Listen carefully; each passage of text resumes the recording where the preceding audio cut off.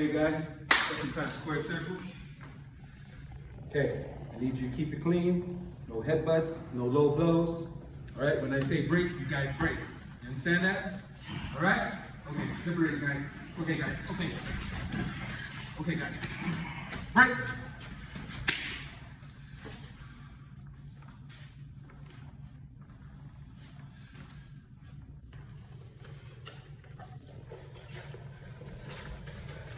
Okay, guys. Okay, guys.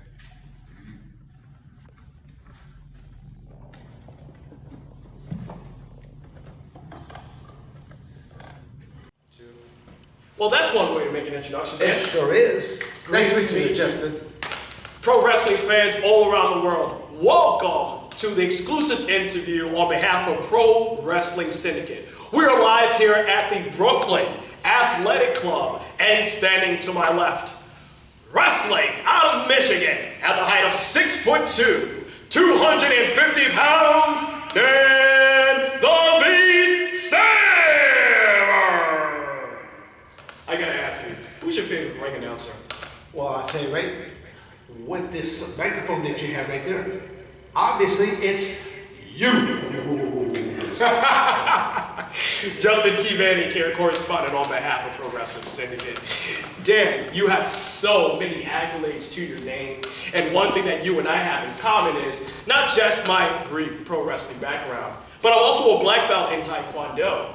But I noticed that You don't say. Yes, sir. By winning Dare Challenge, someone with the black belt in Judo, someone with the black belt in Jiu-Jitsu, someone who has a black belt as Batman.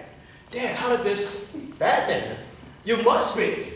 You're pretty much the pro wrestling Bruce Wayne. Tell us a little bit about what I went to you the mean character. because of my mild mannerisms? And Of then I course. come out in my, instead of a black cape, my black trunks. The black trunks, the gray shirt. This is definitely some type of Batman The persona. sweaty gray Yes. shirt. Always a sweaty gray shirt. Tell me a little bit about your upbringing, your passion for martial arts. How did this all become to be about? You know, Justin, it really, I can't say I aspired to be a professional wrestler. I did not aspire to be a cage fighter. You know, growing up, I just got involved in organized sports. I love the sport of football more than anything else. In high school, I played, you know, growing up I did other things, but in high school I played 3 sports. In the fall, I played football. In the winter, I wrestled, and in the spring, I did track. Oh, wow. But the track coach knew that if there was a Saturday wrestling meet, and there was a track meet, he wasn't going to see me at the track meet, because I was investing time into my amateur wrestling career. Because it was, you know, as I tell people, you don't know how life deals things to you. You start looking at, you know, you're thinking in your mind, and at least I was, just in my freshman year in high school, I'm realizing I've got 4 years here, and then I'm out of school. How am I going to go to college, right? And I kept thinking to myself, how am I going to college? I have 7 other brothers and sisters. I'm second on the totem pole. Oh, wow. That's a lot of siblings. But asking mom or dad for money never entered my mind, because I go, they can't do that. They got 7 other people to feed, to clothe, to take care of, all that kind of stuff. So to me, it's like going, how can Dan say, how can I do it myself? Well, a couple of my amateur wrestling buddies, teammates, they had older siblings, older brothers that upon high school graduation went into the military. So they went in, and they did, I think it was like 3-4 years, came back out, and then they went to college on the GI Bill. I thought, there you go, option number 1. Right. I'll do the exact same thing. High school graduation, go to the military, come out, then go to college. So great. But by my sophomore year was the very first time now that I have college coaches coming up there saying, hey, you got something going for you, and you're just a sophomore, because a lot of people thought, I had an older brother, Dave, that they thought they were twins, because I was actually bigger than what he was. No So way. they thought that, he actually wrestled at the 167-pound weight class. I wrestled at the 185-pound weight class. And you're billed right now at a height of 6'2". Were you the tallest of your siblings? No, Oh. no, That's more than you. well, the males, I always tell people that I'm the second oldest, second smallest. No way. They tear up as they get younger. Now again, there's 5 males in the Severn family, and there's 3 females. Obviously, it makes them 8. So, but even my sisters are at right around 6 foot of height, and probably right around that 200-pound mark, which a lot of people think, oh, they're like probably they're really big girls. No, we grew up on a farm. Country boy. But even like the females, the sisters, you know, a couple of them are like physical therapists, PTs, so that they actually have to help some of the men to help take patients from beds or chairs to chairs or beds because they're strong. They're just strong. Yes.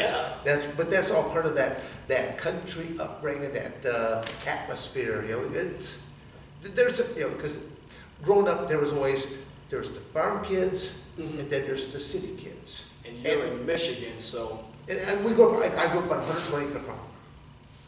But my father was not a full-time farmer. He was basically a part-time farmer. He inherited the property from his father, and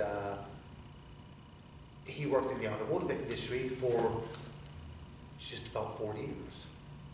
And that's where when people talk about what is greatness, how it shines in different ways. For the fact that he had the same job for 40 years, getting up and going to work. Why did he do that? He had 8 kids, and he did what he had to do to provide for his family. So again, there's a lot of what goes into Dan Severn that you see the product today. What makes Dan Severn successful? What has made Dan Severn successful? Dan Severn has run into low points, stuff like this. I've had to suffer some losses. I had to suffer some injuries, but it's how you handle that adversity. Right. And some people, they'll lay down and they'll think the world's crashing down on you, or you pick yourself on up, you dust yourself on off, and you go, is that all you got? Dan, I'm you still definitely standing. are opening up to us with regards to your upbringing in Yes. Michigan, your unique background in amateur wrestling, track. You definitely have a family that is genetically gifted on the field. I got to ask you about the many accolades that you have in your career. You were a 2-time NWA champion. One of your reigns as an NWA champion was for 4 years. That is insane. It's not heard of in today's realm, because in today's realm, you can win a title on a Sunday pay-per-view and lose it by Monday night. That's how quickly you can lose. And it has happened in my generation. Exactly. As someone who was born in 1987, I have seen that in my 32 years. But you have definitely seen something like that. But you have not experienced anything like that. Tell me a little bit about how you came into the NWA. Well, let's talk about the accolades. Sure. Because I have a diversified background. People only know Dan Severn really. The only reason people even talk about Dan Severn today is because of I climbed into. First off, on a broad scale, I climbed into a cage in 1994 for the Ultimate Fighting Championships. That's how most people really became to know me. But they did not realize that I was a professional athlete as of the 1992 Olympics. And as of the 1992 Olympics, there came down a new rule that athletes could be both amateur and professional simultaneously. Prior to that, well, again, simultaneously, but as long as you were not involved in high school athletics or collegiate athletics, because if you were involved in either ones, the NCAA rules still govern that. High School Athletic Association rules still govern that. So I was already well past my collegiate eligibility, so I could have my cake and eat it too. So 92, I started to do professional wrestling. Okay. And most people don't know. The only they saw me in the WWF, now known as WWE, but they saw me from Ultimate Fighting Championship to the WWF, and they were like going, "Oh, you're a sellout. You went from doing the real deal to doing this over there." I go, "Really?" I go, "You're wrong." I said, "If anything, it should be the professional wrestling people should be mad at me for being a sellout and climbing into the octagon cage." Mm-hmm. And then they're like, "Oh, but that's okay." I go, "Oh, so one way it's not okay, and the other way it is okay." But I go, "But I still did both." It's interesting. A lot of wrestlers now, this generation, are doing exactly that. Yes. We saw at one of the recent WWE pay-per-views, Cain Velasquez, Yes. Tyson Fury. And Cain You could Velasquez. definitely speak on But stuff. Cain Velasquez, where did he go to college? Where do you go to college? Arizona State. Arizona State. Now, this is your alma mater, where you were a two-time All-American. Yes, but not Any surprise? But not only as a collegiate athlete, but I also then coached there for 5 years. I was involved with the program for a decade, from 1976 to 1986. And first 5 years, student athlete. I redshirted 1 year, and then 5 years, assistant wrestling coach to Bobby Douglas, and then job opportunity opened up at Michigan State. So I go from Arizona State to Michigan State. But jump back to the accolades of, I always tell people I start off as an amateur wrestler, folk style. Folk style is only inside the United States. We're the only country that does folk style, what we do in our junior high school. The rest of the world does freestyle and Greco-Roman. You were always billed as the Greco-Roman style as well. In the World Championships, in the Awesome. Olympic Games, is freestyle and Greco. So by my freshman year in high school, I jumped into freestyle wrestling. By my sophomore year, I'm doing Greco-Roman wrestling because I wanted to have this diversification. Because as I said, that by my sophomore year, I got the first coaches who are like, "You got some potential here." Right. And so it's like, but I go back to options. My first option was military. Right. Come back, go to college, GI Bill. GI Bill. But now it's that we got option number 2. That's why I try to tell the young people nowadays is gather as many options as you possibly can. The bad part is, are you going to end up with just only one? And that's your only opportunity to go somewhere. You got a mind, use it. But there's a lot of kids that don't know how to use their mind. They don't. They're stuck into one option. I'm gonna go with it. They're stuck into too much technology, but they don't use it in a resourceful way. It's usually in that gaming, recreational, chit chat, text.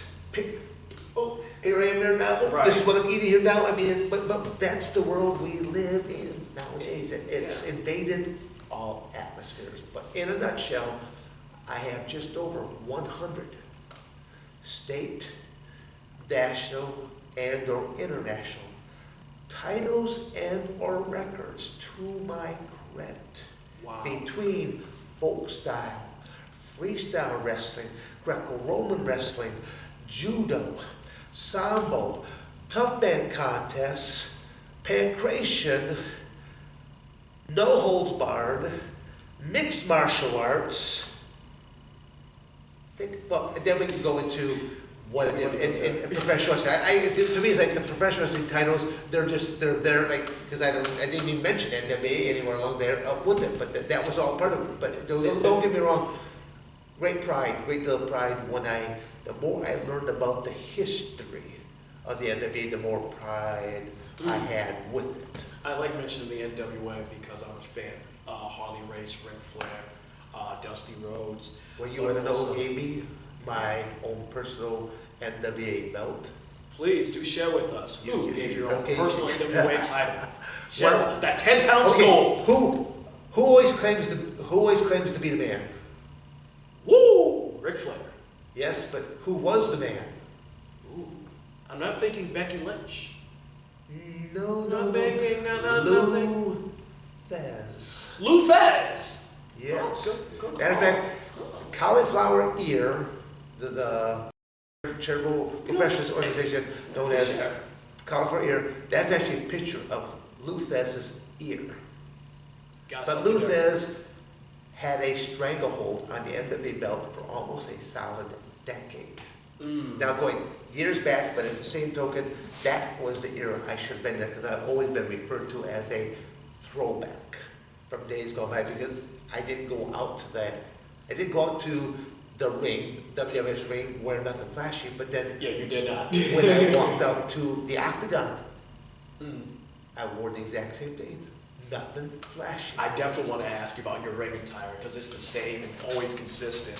When you and I first stepped into this very rink here in Brooklyn, I was expecting you to be sweated out with the gray shirt. Well, we're wearing blue here. And We stepped into the we square stepped into the square circle. circle. Yes. I'm wearing the red corner, you got the blue one. So I was expecting a little sweat there and the blue khakis, and that's why I got the whole late Batman joke. What inspired that wrestling, professional wrestling, martial art attire? I feel like that should be in the Hall of Fame somewhere, man. Just that. Well, What inspired? as you say that, I do have quite a few different people that want to. I've got collectors. They want to buy.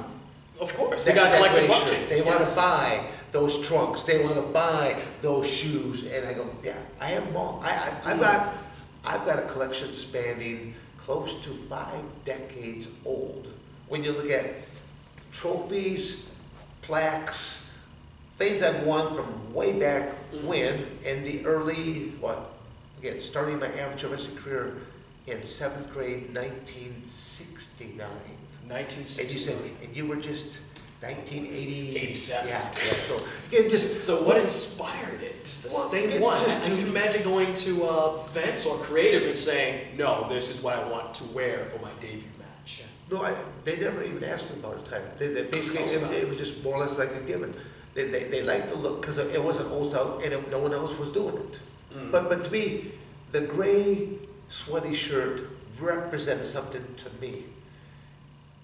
You go to any college, and every athlete is issued a set of grays.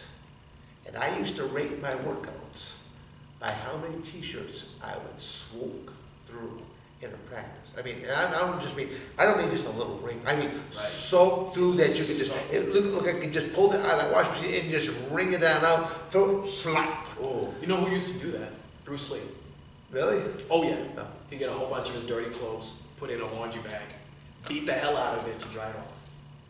See, I never knew that element right there. Yeah, just a little taekwondo stuff. Okay. I know you have much.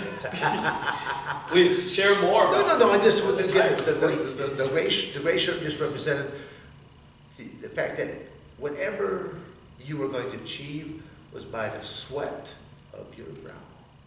And so I was rated. My standard was 2 gray shirts. That's standard. On a really tough day, 3 gray shirts I was soaked through. So to me, when I was thinking about what kind of ring it's, I'm just going to wear a gray shirt, and it's going to have sweat onto it. I throw some white tape on the wrist, keep this wrist nice and solid. That was it. That was the ring attire. But what they really liked was the fact that, and they didn't know this, but I would actually have a mouthpiece. And it had a water bottle where as I walk out there, I'd take one last swing, spit it on out, put my mouthpiece in. And they'd never seen that in professional wrestling. You were the first one. You know, in my generation, I'm thinking Kurt Angle. Kurt Angle would come out with the mouth guard for me, and that's when he was, it's true, it's damn true. He's a real Olympian guy. Yes. So much of this was inspired by your character, and your character is exactly who you are. Oh yeah, again, I always tell people, I've never put on a show for anybody. But a lot of people, it's kind of like this. They don't know that Dan Severn smiles. They don't know that Dan Severn talks. They don't know that Dan Severn has a sense of humor. I mean, but it's kind of like, but that's sort of the beauty of the beast. It's, That's the title of the episode. I walk, when they see me in a cage, they go, that's called having a game face on. I was going to ask you, I mean, I'm looking at videos of you, UFC 6 and 1996, 97, when you were with WWF. You don't smile, you have a game face. Sometimes it was very serious. Yeah. You took your profession, no matter what ring, no matter the size of the ring, whatever it was, very seriously. But I was also different than any, there are a lot of these guys, they didn't have my pedigree. And it was hard. It was a hard transition to go from amateur wrestling to becoming a professional wrestler. Let's talk about that transition. You're going record to say professional wrestling was the hardest, if not the hardest. You received the most injury from professional wrestling than you did in anything else I've ever done. Please when we look at amateur wrestling, professional wrestling, cage fighting, the safest thing I've done between those three is cage fighting. Now think about that. That's the safest thing I've done. Now only because of UFC. because of sheer number of matches. The number one way I've been hurt is in my amateur wrestling career. But again, only because of the sheer number of matches. I've traveled the entire United States. I've done something in every state in the United States. And let's face it, getting to Hawaii and Alaska is a little bit tough. Been to Hawaii, I don't know, 3-4 times. Been to Alaska 3-4 times. Everyone else, lost count. Wow. I still, even to this day, I'll bet I travel through, I'll say, conservatively 25 to 30 states a year. Doing something in 25 to 30 states. And still to this year, you've traveled about 25, 30 states. Yeah. Well, just within this year alone, in the course of 2019, I have retired 3 rental cars. Wow. Just give you like, that's quite a legacy. To give an idea, I took a vehicle off the lot. It had 8,800 miles. 8,800 miles is all it had. Right. When I took it off the lot, I brought it back in 6 weeks' time with just over 40,000 miles on it. Man, you are everywhere. And I told him, I said, well, it sat still for 5. Oh. And but they were just like, they're like, where did you go? I go, well, it might be easier if I told you where I didn't go. Because I went from Coldwater, Michigan, literally all the way to California, down into some southern states, right back over to this way, to right back over, all the way back over to Michigan, all the way back over to the East Coast. I mean, but people are like, well, why don't you fly as a driver? That's my next question. But it's a simple answer. When you climb onto an airplane, do they allow you to bring your bags out for free? You have to check your bag. And Some okay, charge how much- $25 a bag. Okay, that's for the first bag. Oh, Or yeah. more. Okay. Maybe 50 for the second. Yeah. Okay. And all these equations are times 2. You got to get there. You got to get back. Right. And then once I get there, I've got to get a rental car anyway to go from an airport to do all these other things. And you have your luggage when you land. Right. So, my everything that I do, as I tell people, it has to make dollars and cents. So when I leave my place, I can be packed for several different days, because if I go on the road on a tour, I'll pack a couple different bags. Am I working with law enforcement?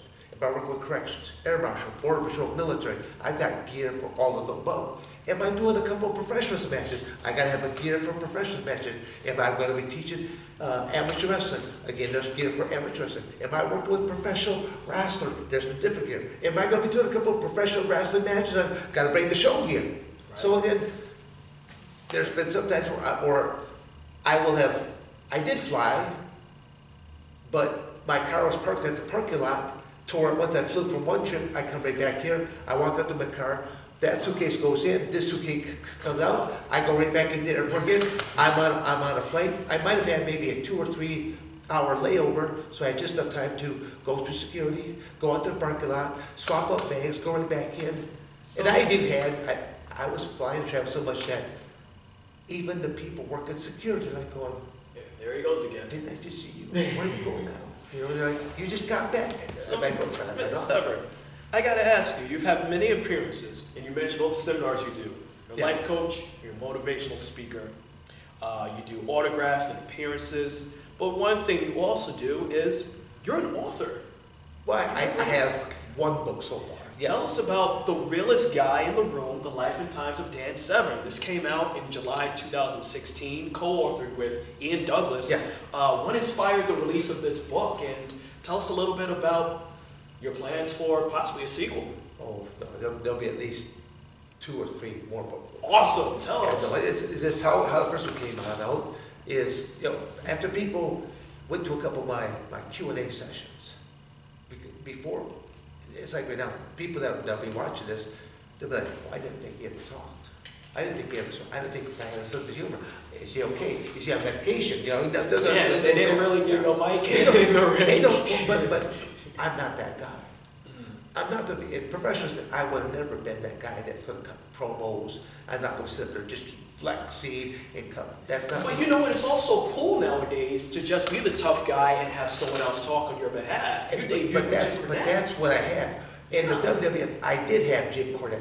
That's the best mouthpiece anyone ever had. Of course. It kind of works this way today, because I think that you're like a blueprint for anyone with an amateur wrestling background or does mixed martial arts. They definitely look at your footage. I believe it.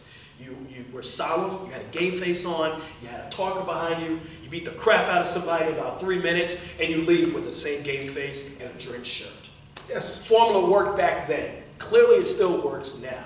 You actually see, like, as you said earlier, more and more MMA guys are jumping in that world, and there's more and more organizations that are producing more of a realistic shoot style, strong style, whatever you want to call it.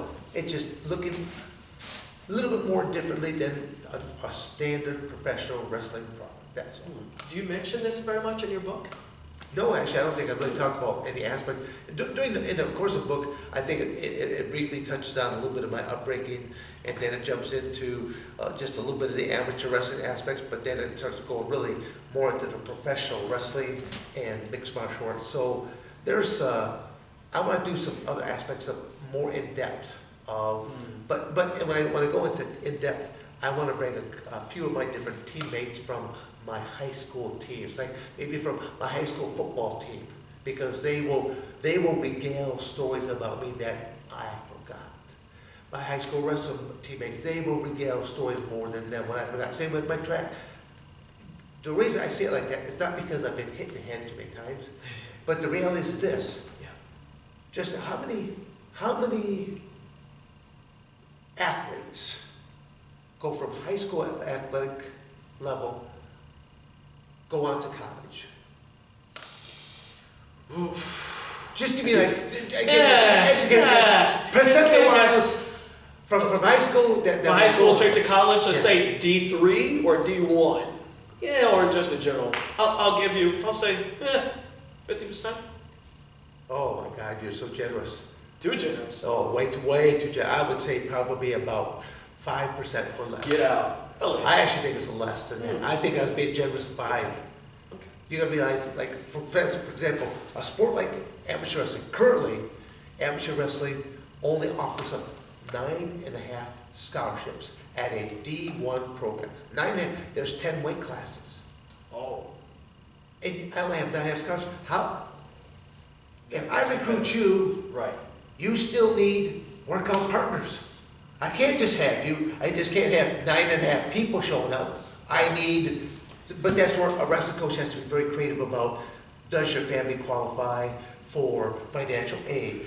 Can I bring? Gotta come down to the finances. Can you relocate for 1 year before ever attending school to where now you have in-state residency and now in-state tuition? Out-of-state tuition is way.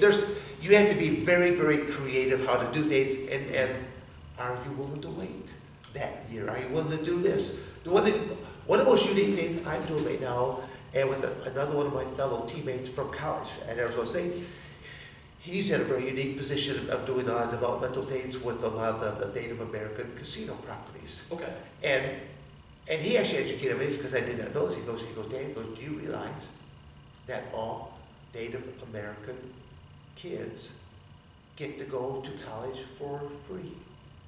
I did not know this. So to me, it's like, and as soon as he said that, I go, oh, why is it? He goes, bingo.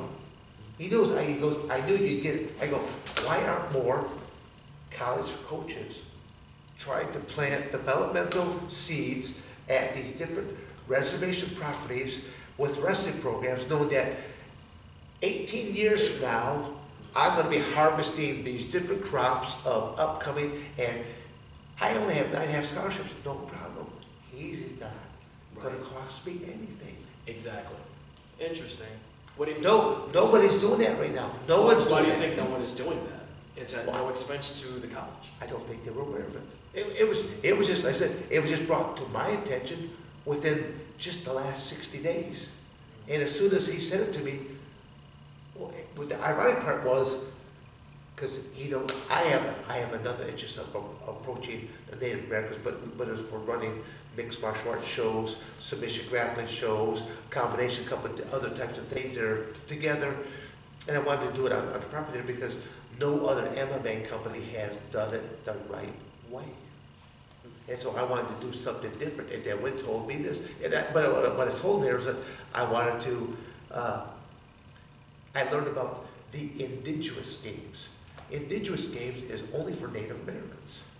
And on all these games there's a lot of athletic competitions that they hold, but they do not hold wrestling, and they don't hold mixed martial arts.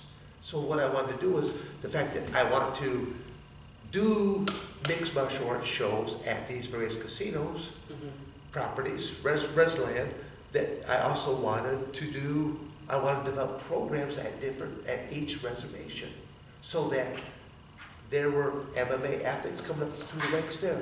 There were amateur wrestling coming up through the ranks, but also the fact that I want you guys to compete on your indigenous games. But eventually I wanted to have a North American indigenous champion.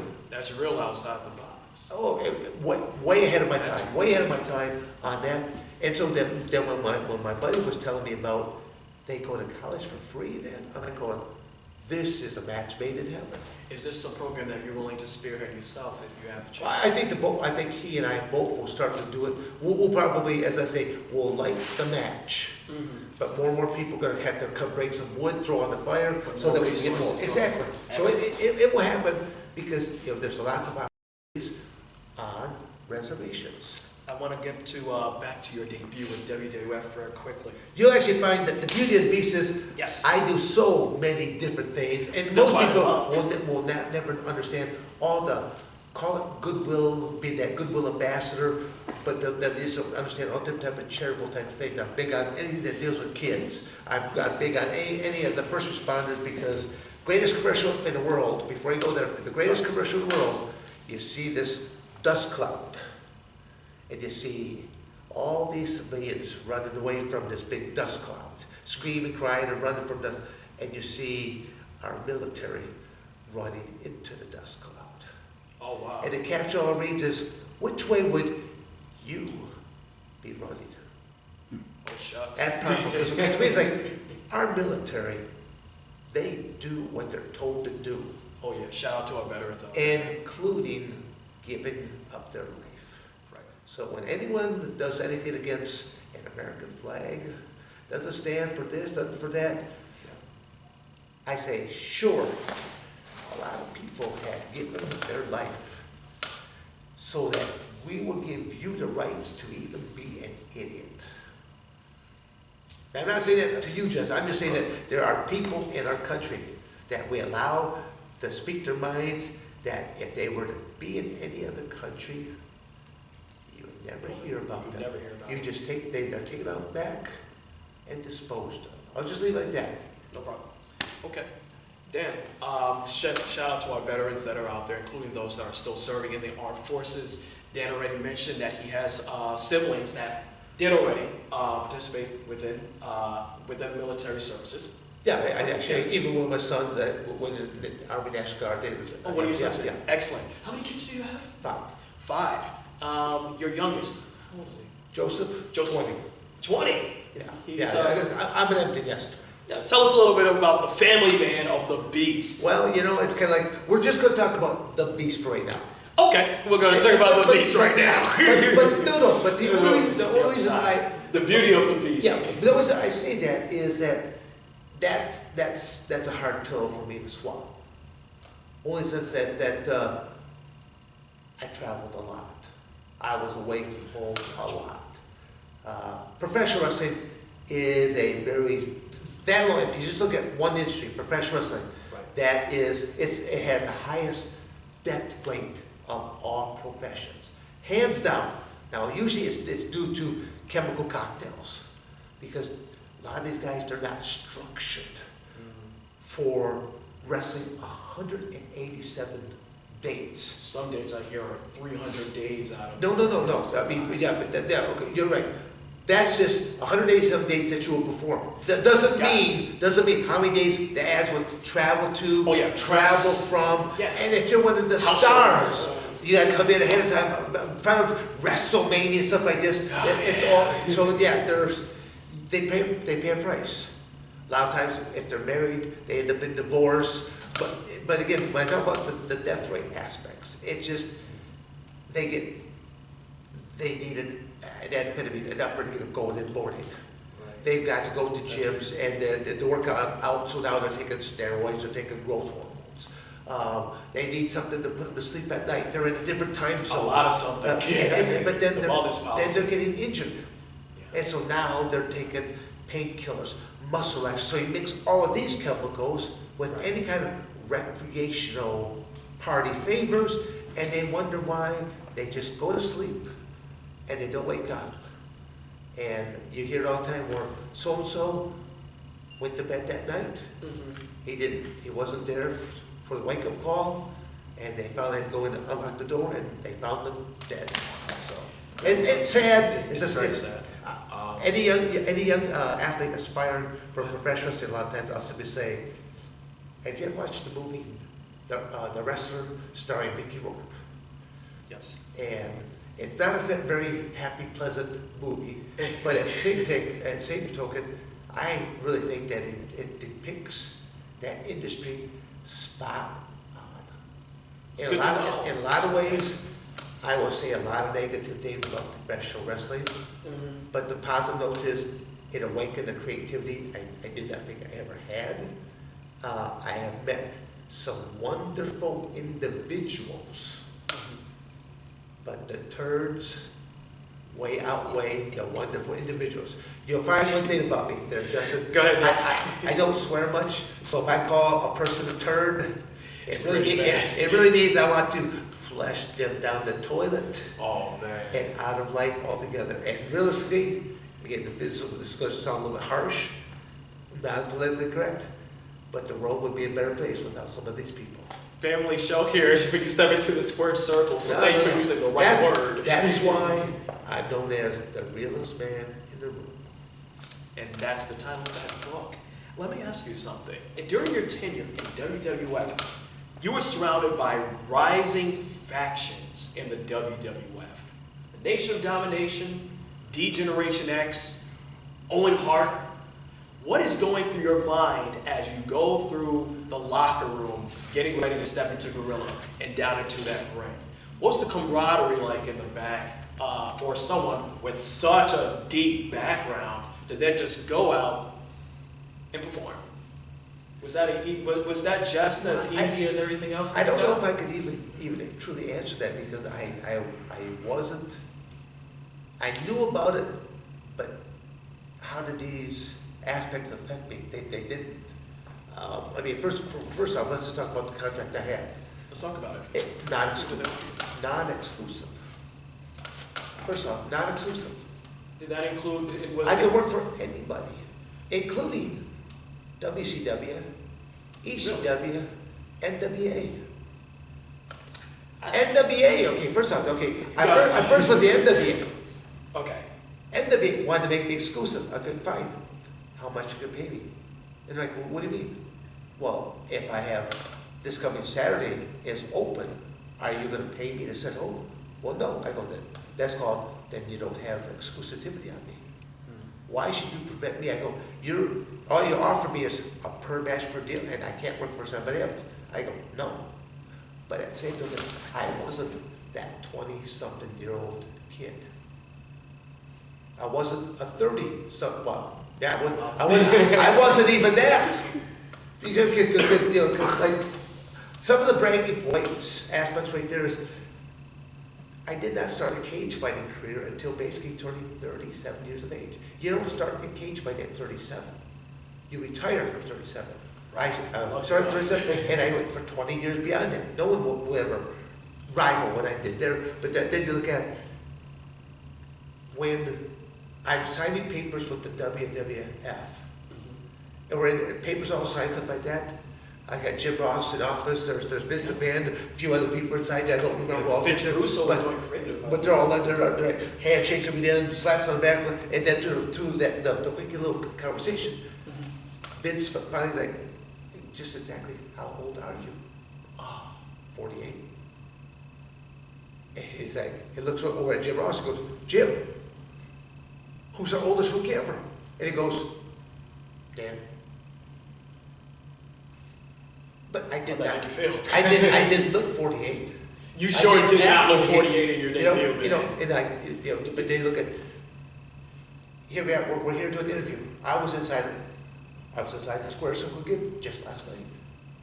I'm a 61-year-old cat going on 62. It seems like you found the fountain of youth even back then. Well, but people realize I've been coloring my hair since 27. I actually had beard at one point in time.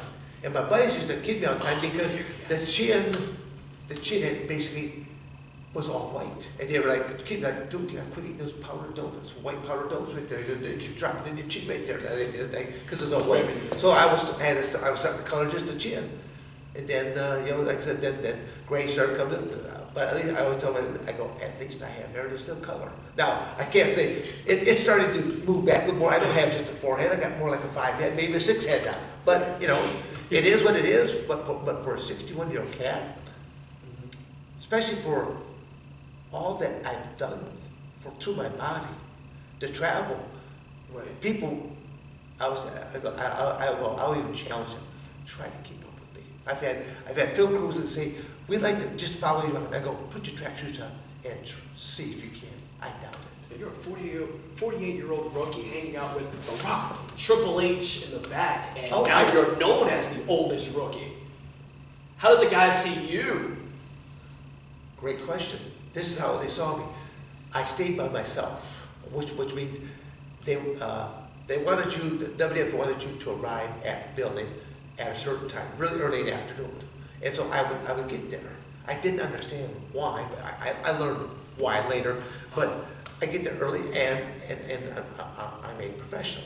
I will get there early, and then I find out, because as soon as you walk into whatever building that the show is on, I am really impressed with the whole WWE operation. How they're like a military operation. They got a couple of these tractor trailers that roll on up there, and then they go in this building. And as soon as they walk into the very first wall right there, you'll see a piece of paper. Boom, business office this way. Boom, talent locker rooms are this way. Boom, cafeterias this way. Boom, and you just walk up that first wall, and you just see. And now I know where to go on this way. Then there's the next paper. So you don't have to think much. But here I am going. I'm here. And usually, I always try to find the cafeteria area because it's an area with lots of tables. I can spread out, I can sit there, and now I can make phone calls. I got my cell phone, I've got my planner, I'm working on all my stuff because I'm not exclusive with them. Right. I'm working on other stuff, and that's what I did. And so, but to continue to answer your question right there, each time I would meet one of the guys on the roster, I'd be like, hi Steve, or I'd be like, hey Rock, or anytime that they met each other, they were either talking to each other by their ring name or their real name, but each time that they encountered me, it was like, oh, and how are you today, Mr. Severn? Mr. Severn? It was always Mr. Severn. What's this about? Again, Did you make them feel uncomfortable? At first, it was. Or was just the old guy in the room? Well, no. At first, I think that they're just ripping me. So I don't pay no attention. I just let like water to a duck's back, just roll on off, just keep on going. Okay. After a few weeks of this, it's still going on, and I just happened to catch one of the guys. I go, hey, what's the deal with this? Why do you guys do this only with me? But because I don't see that, they're like, he's like, dude. He said, you don't understand. He goes, you're from the real world. You scare us. That's it. We're afraid that if we accidentally gosh, and you turn fantasy into reality, who's going to stop? Who's going to stop you? But I'm like, but to me it's like, I'm here for the same reasons you guys are here for. But they don't But know what you're here Again, for. they don't know me. They don't know me because Dan Severn doesn't talk to me. People, I don't. I mean, I'll flat my yap here with you all day long because you're going to ask me questions, Right. and it's a comfort zone. I'm good at responding to questions, but if you were to see me in normal situations, I walk into a restaurant, I'll go back into an area tour. I've always got the wall to my back, and I have peripheral of everything, Right. and I sit there. I'm off. Other than what little interaction I have with a waiter or waitress, that's it. I won't say much. The rest of the time, I'll be in my book, I'll eat my meal, I'll make some phone calls out there for an hour, hour and a half. I'm gone, I'm off out there, but I travel by myself. I stay by myself. I'm by myself a great deal, you know. Now, were there any pro wrestlers that did open up to you, or was there any wrestlers that made it came up and said thank you for what you did do to inspire their career? Well, yeah, I've had people that, on both sides of the fence.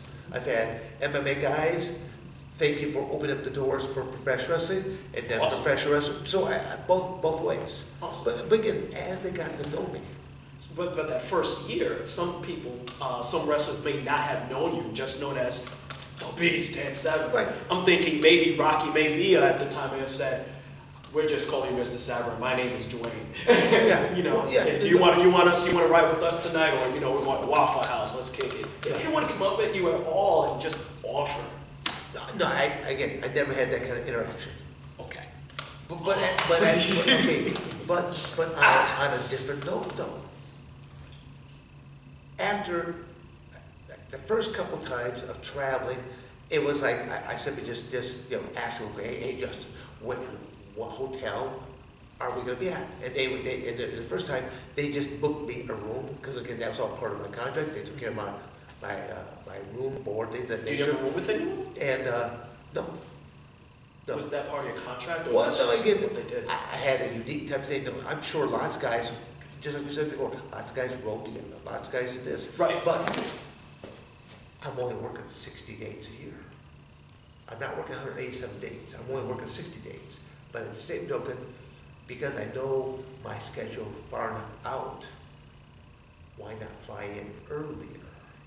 And go conduct a workout, a seminar, a speaking engagement, then go to the building, do what I gotta do there, then afterwards go to a sports bar, do an appearance, do an ground outside. That's So genius. in the same 24 hours that they made one payday, I made 2, 3, 4. And I think we know what your next book should be. For any UFC or MMA fighter that wants to transition to pro wrestling, this is what you did.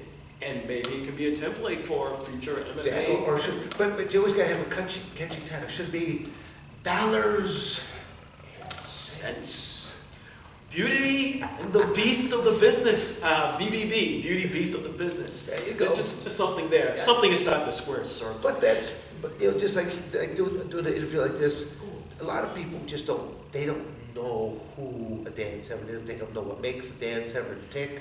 They don't understand what continues to drive a Dan Severn today. Why at 61? Why did you step into a square circle? You have last so night? much energy. This is something that actually caught me off guard. When I meet you, he's very personable and he has really good candor. You're humorous and he's very energetic.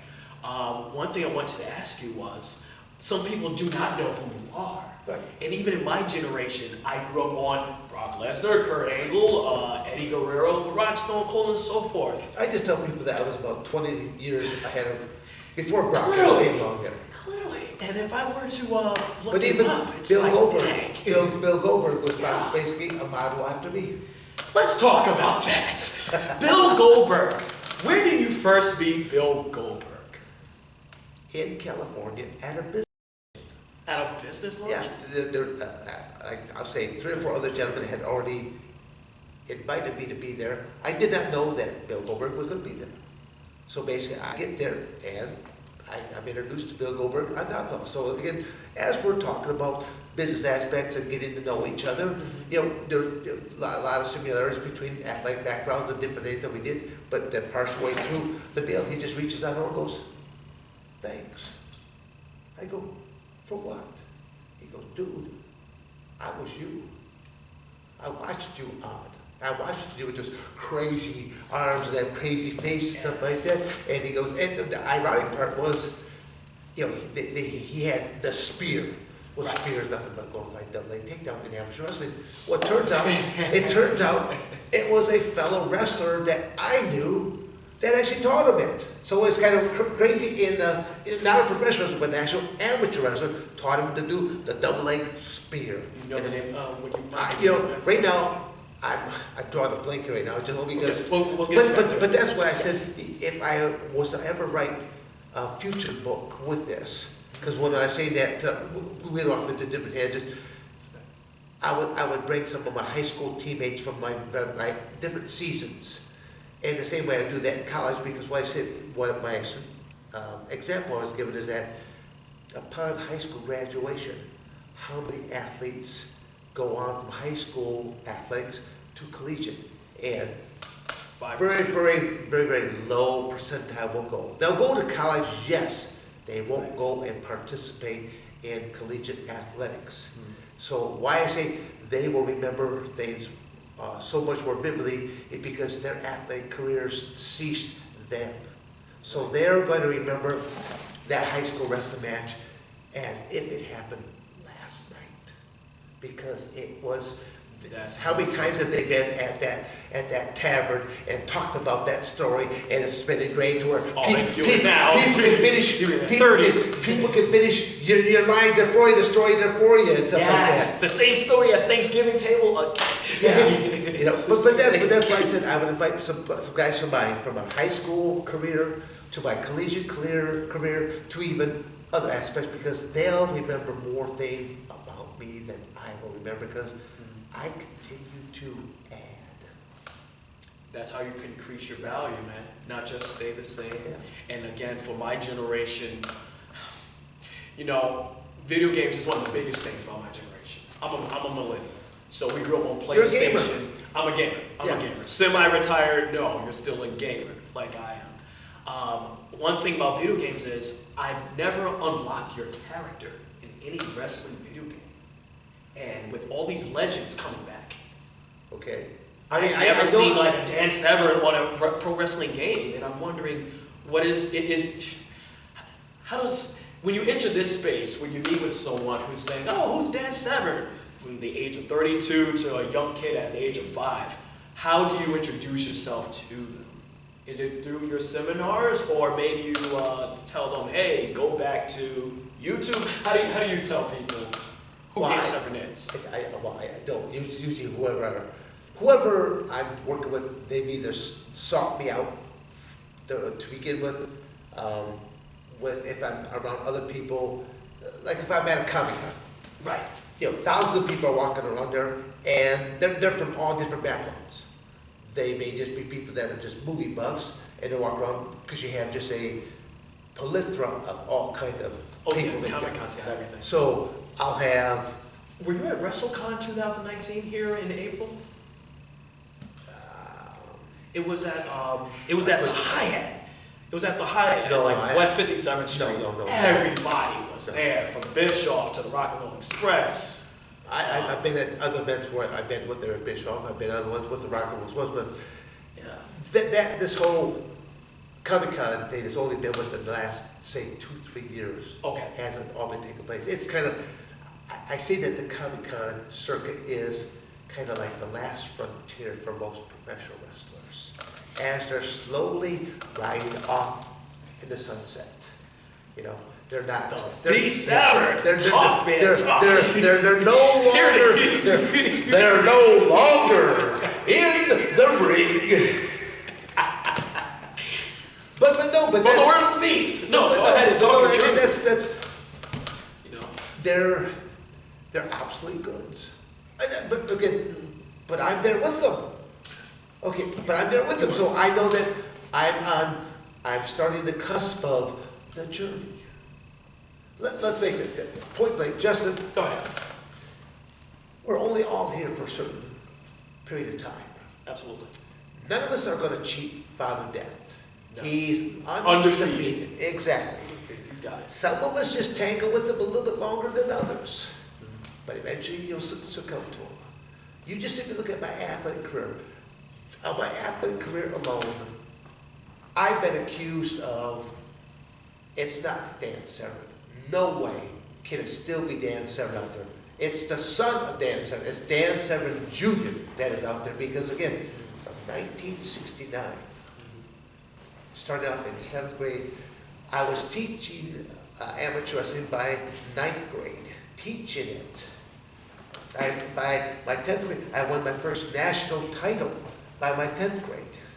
By my junior year, and when I know that I have college coaches that start their first interest, I go, how can I really get all of their interests? So I went to my skill sets were improving all the time. I go, how can I get a great deal of notice?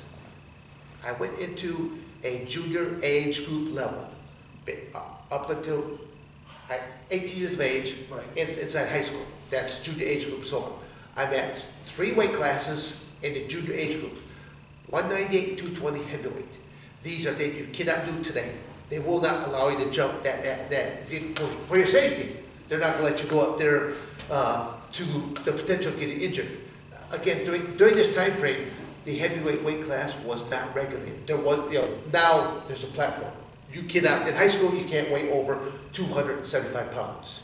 Internationally, 130 kilos, you can't weigh over 286 pounds. So, but back then it was unlimited. And you had heavyweights in excess of 400 pounds. That's crazy. Now, yes, That's okay. So, different worlds. one day, I'm just a high school junior. Right. 11th grade, I go into a tournament. I go one age group, 3 weight classes, 198, 220 heavyweight. I then also entered into the open weight age category. Anything over 18 years of age. Now I'm going against college guys, college coaches, potential Olympians, potential junior world champions. That's a huge leap. Big jump right there. 3 weight classes again. 198, 220 heavyweight. Most high school wrestling gyms only hold 3 wrestling mats. So I might be wrestling on mat number 1. Right. And they're calling me on deck on mat number 2. In the hole on mat number 3. And one day I'm doing these match. So I go in, and one day I do 2 age groups, 6 weight classes. 17 matches later, 17 matches. In the same day. 17 matches the same day, and I walked out of that gymnasium with 6 gold medals. Wow. 6 in one day. Now, again, they didn't have cell phones then. They were at the pay phones making phone calls. Oh. You gotta see this kid. This kid he pinned another guy. He pinned another guy. Back then, neither. No, they had none of this stuff right there.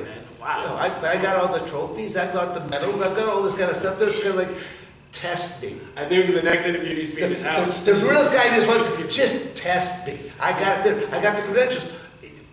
In my high school career alone, a 3-time All-American, a 2-time state champion, Yep. a freestyle national champion, a Greco-Roman national champion, the Greco-Roman, the winner of the most pins award, outstanding wrestler award, and setting and holding 8 national records simultaneously, which was a national record. No other human being had held that many records, and I did that in 1976. So look at this, the timetables. Yeah. 1969, I just 69 started. just started. Yeah. You were 17, right? Yeah. By 71, I'm teaching it. Yeah. By 76, I'm the #1 guy in my weight class in high school. To me, I can go to any college I want. And I had the academics and a congressional nomination on top of that if I wanted to go to Air Force Academy. The awards don't stop. So I have, in other words, it says, I've got a brain that goes with the body here. Right. The dollars and you have the cents. Yes, so again, even though I say this now, it's going like, I've always held that aspect right there. And I end up choosing, I took, you're only allowed a maximum of 6 recruiting trips. I took all 6 of them, weighing out options before choosing Arizona State. But again, back to that timetable. Yeah. To go from 69 to 71 to 76, but then go into, by 1990, 94, jumping into the Ultimate Fighting Championship. That was my first time in there. But by 19 '96, I'm the #1 cage fighter in the world. How many years did I just span here right now? Between 69 to 96. Okay. It's almost 30. Yeah, okay. Almost 30. All right. We're right there. I started my cage fighting career in 1994, and I said by '96, and just title after title after title, and now, fast forward, there's, as we stated earlier, Yeah. I have, there's only four people in the world that have over 100 cage fights. I'm one of the four. There's only 3 people in the world that have over 100 victories. So I'm one of the 3. There's, you are. the ironic part is, I'm cutting you off here. I'm cutting you off here. Go for it. Go for it, man. I faced the other 3. I defeated the other 3. And the closest one to my age is 15 years my junior. I'm in a category all by myself. Now, Justin, let's put one more equation there. One more. Go I ahead. did 2 training camps in my no-holds-barred cage fighting career only. Once for 32 days for UFC number 5.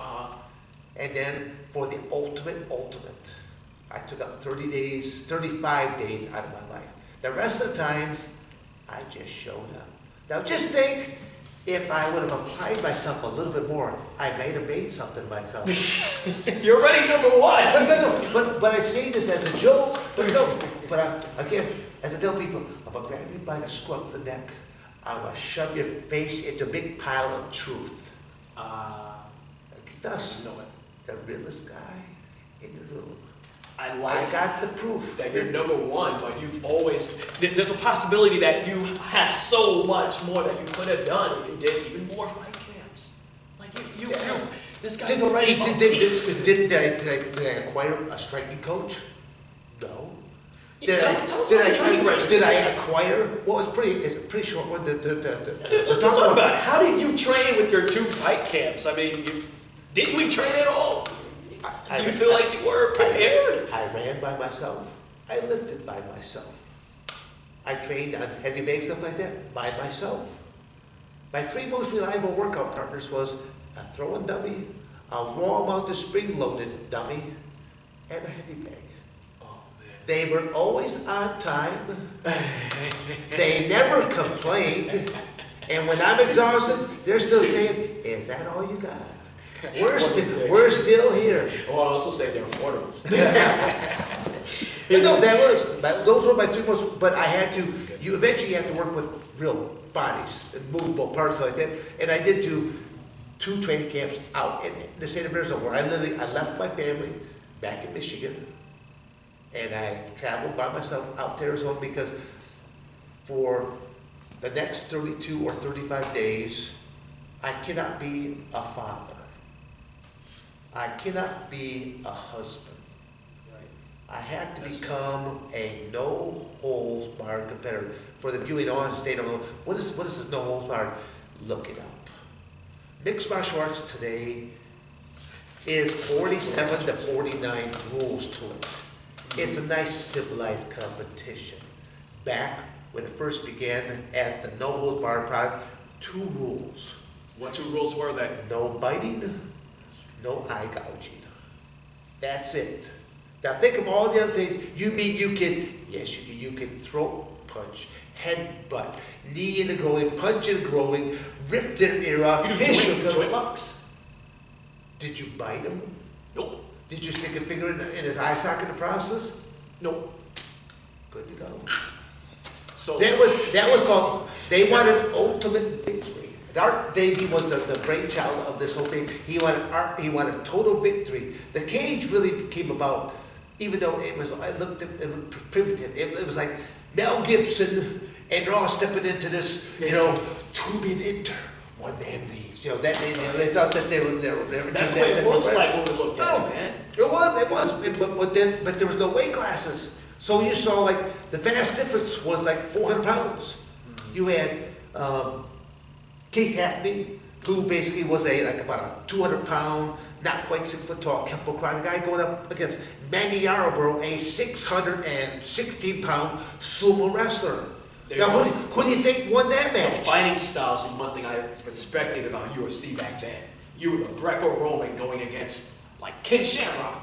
Well, Shamrock, Tank Abbott, Yeah, these guys had horse shoe racing. fighting. These guys had taekwondo behind them, hockey. They're wearing gis. They're wearing that's judo outfits. Yes, and the best part about it was the promos were just really simple. You guys just respected one another. I'm Dan the Beast Severn, and if you're a freak, hey, look out for me. That was the promo. That was it. And he would do the same lame thing. But you guys got in the ring, it went down. And what outfit did you see me showing up with there, Justin?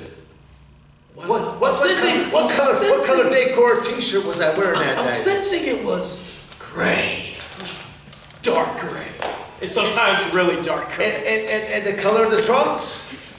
Black. Got it. Bingo! Ah.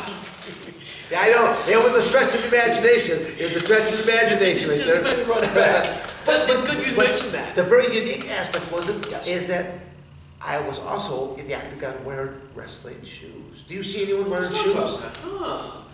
And so when I said that, I basically I asked. You're like, well, if you wear wrestling shoes, you can't kick or stomp.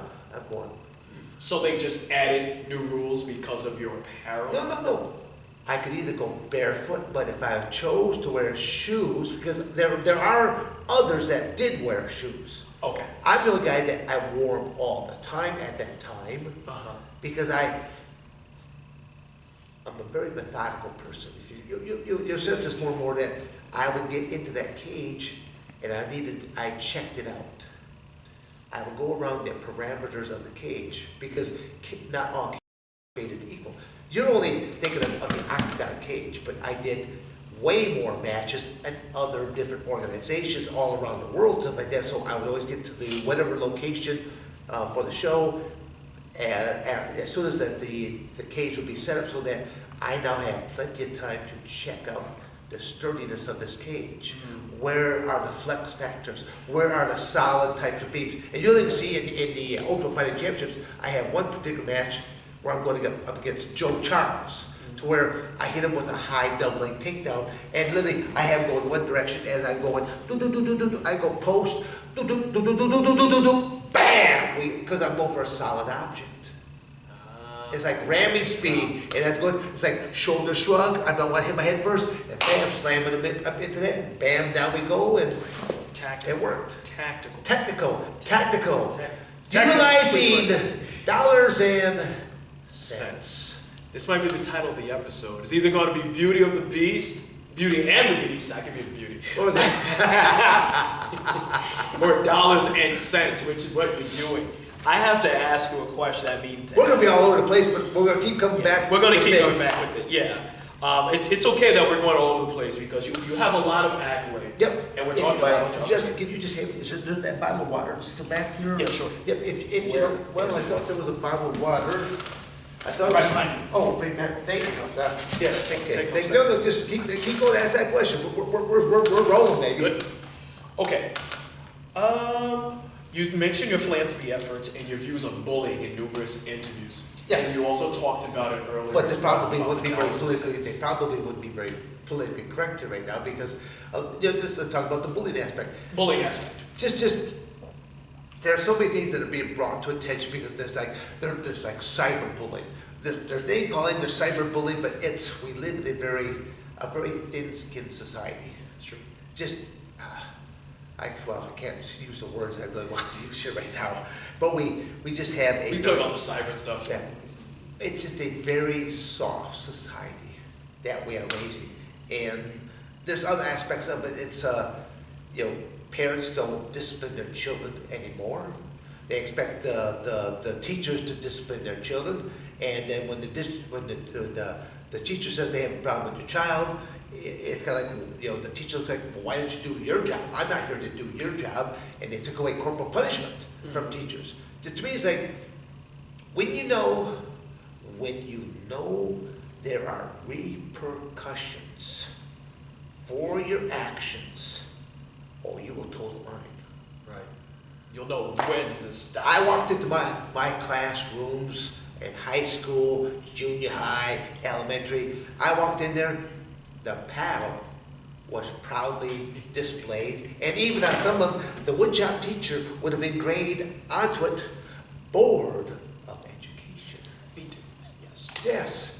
And you might get out of line once or twice, but once you got that backside lit up, how many more times are you going to act up there, Justin? Not much more. No, because there were repercussions. Yes. But now, okay, fast forward to today. What's the repercussions? You might just come to the principal's office and they call your parents.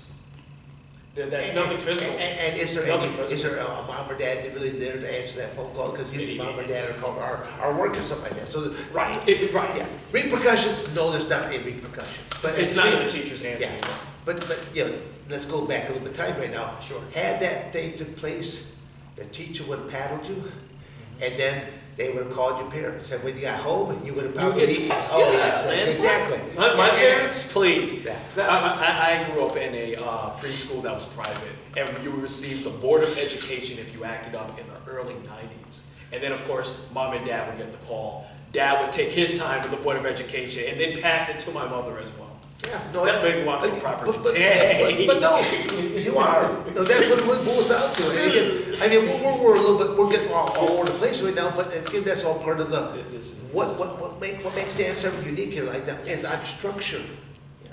I'm structured. I set goals for myself. We're winding down the new year. As we're winding down the new year, I've got my 2020 planner out.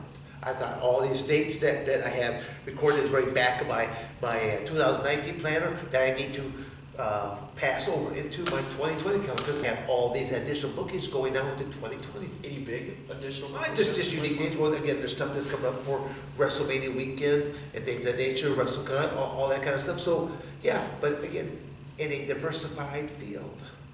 Once again, doing stuff with law enforcement, doing some stuff with corrections. Right.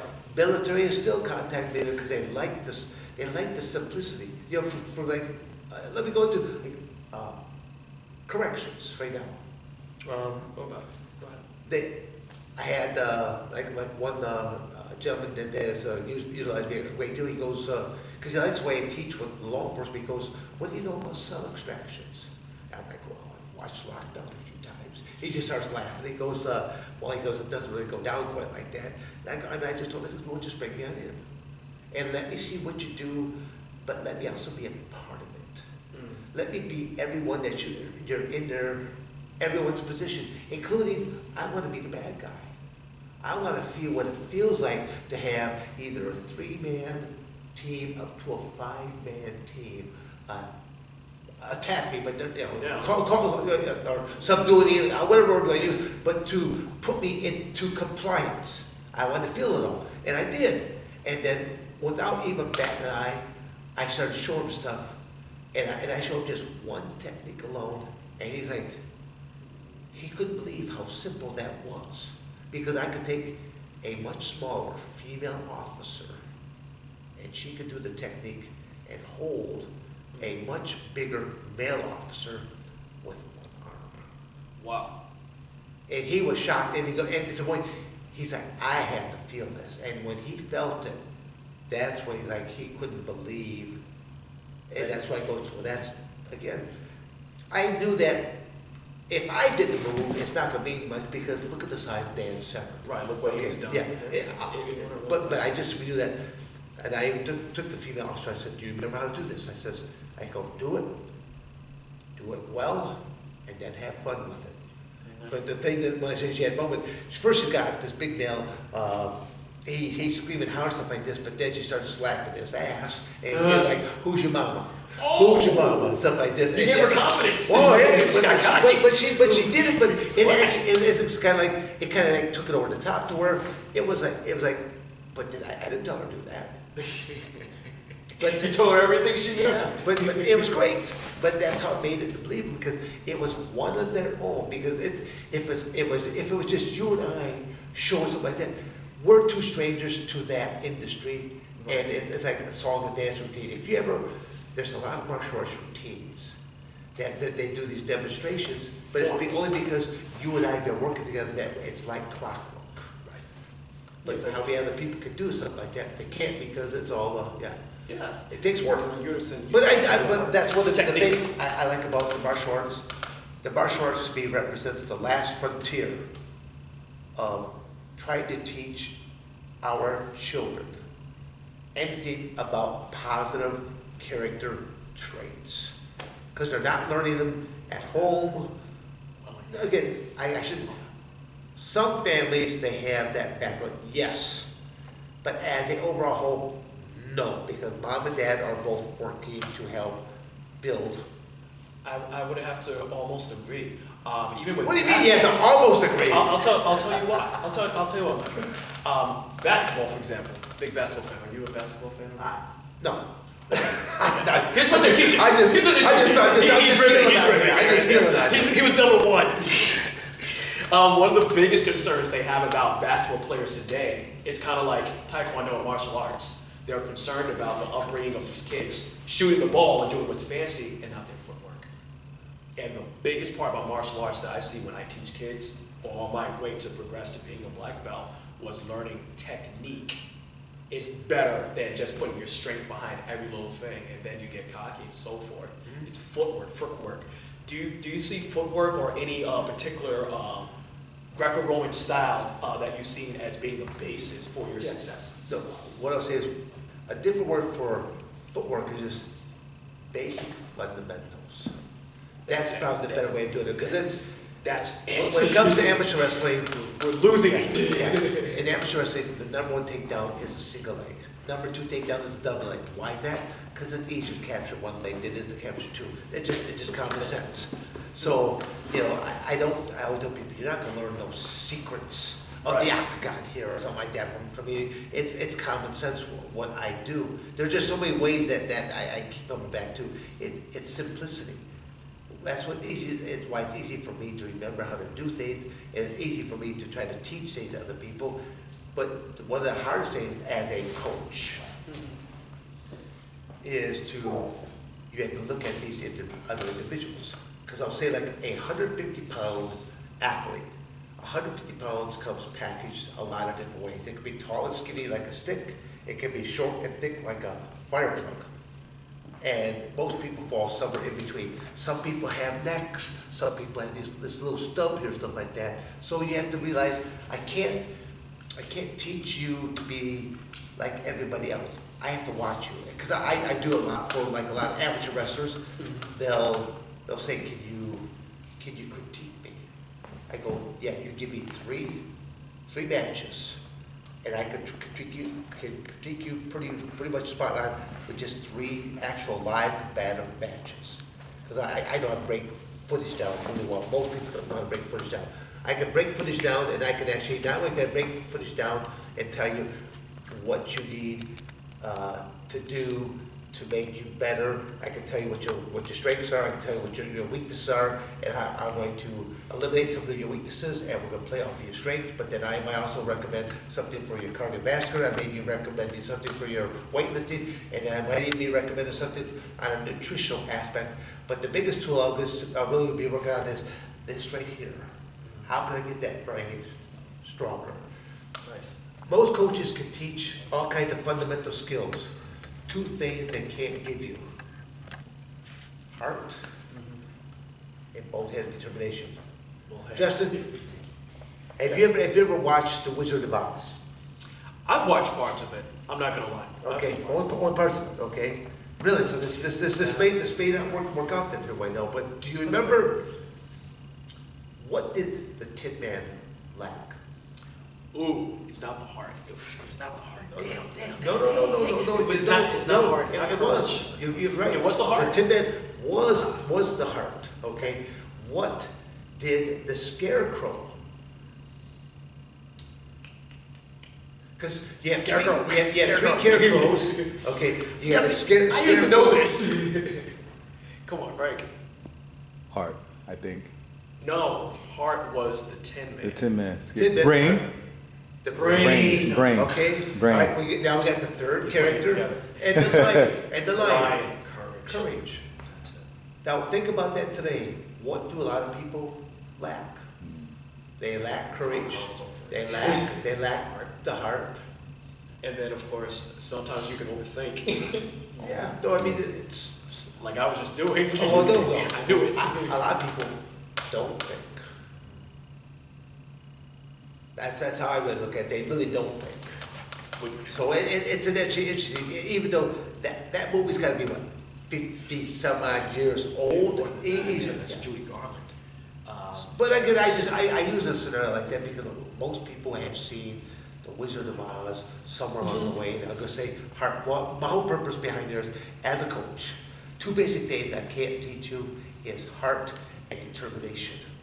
I can run you through drills. I can condition you to where you'll get, the weightlift you'll get stronger. You're gonna have better cardio, stuff like this.